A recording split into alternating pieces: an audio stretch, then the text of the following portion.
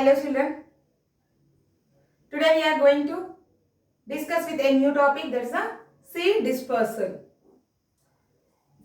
In the previous chapter, that is reproduction in plants, we have discussed about how a flower becomes into a fruit and how a fruit means the ovary of the flower develops into fruit and the ovules which are present in the ovary becomes seeds. But how these seeds are dispersed? What is the mechanism and how many times the seeds can be dispersed? What are the natural and artificial? So we will discuss. If you see here, the seed dispersal is nothing but scattering of seeds. Why? What is the need of scattering the seeds? What happens if all the seeds of the plant fall near the mother plant? Does they grow there? Yes, of course, they can grow. But a plant produces number of flowers. In that, some flowers will develop into fruit. Again, in that fruits, again some fruits only gives rise to seeds. Means some may spoil or some may eaten by the animals or birds. And the seeds which are fallen will grow only few. Why? Because the competition for the nutrients and water and availability to receive the sunlight. These are the main reasons for why the seeds should scatter from the mother plant. Means why should not they develop there only? What if they are produced there only? They are developing from their mother plant, near the mother plant. There is a competition with the mother and baby plant in the nutrients and water. So, for this reason only they are scattering in different ways. That is through the air, water, wind, human beings and animals and birds also.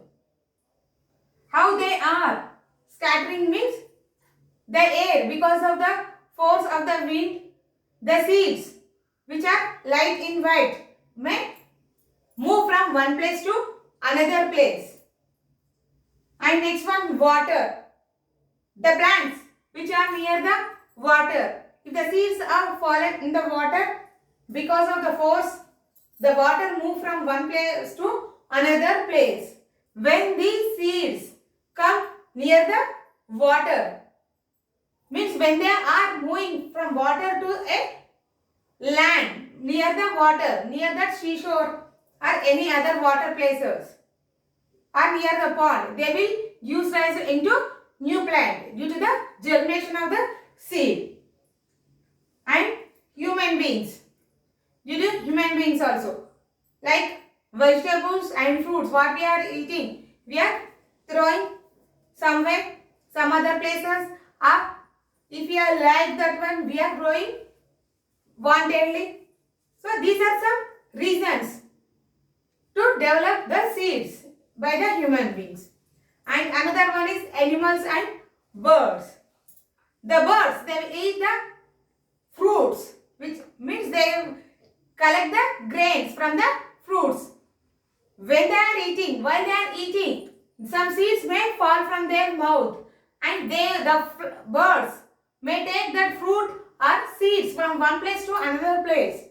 When they are come in contact with the soil by the birds, means when they are while eating, they may fall on the ground. Due to contact with the water or soil, they germinate and develop, gives rise into new plant. Animals. If you see, animals like monkey, they will move from one plant to another plant and they will eat off of the fruit and throw the remaining part of the fruit in some other place. So when these fruit dry and the seeds become dry, the seeds will germinate in contact with the soil and water gives rise to new plant. So these are the different ways how the seeds are germinated. Okay, if you go in detail, different agents of seed dispersal. That the first one is the dispersal through wind, that is nothing but air. Here the dispersal through wind. How the wind helps in the seed dispersal means, if you see some flowers or the seeds which are very light, if you see for example like milkweed, dandelion, maple, these are very light and those seeds will have hair-like structures over them. If you see the structure,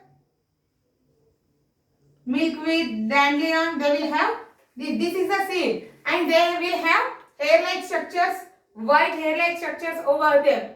These hair-like structures help the seed to move from one place to another place in the air, through the air, because of the wind force. These milkweed or dandelion seeds move from one place to another place from the tree itself. So when these seeds come and fall on the soil, they germinate and gives rise to new plant. Okay, the main reason through the wind is these seeds have the special hair-like structures which are very light and are able to float in the wind and helps in the process of seed dispersal, means moving from one place to another place and then they germinate. Okay, this is about seed dispersal through wind. In the next class, we will learn about remaining topics. Thank you, children.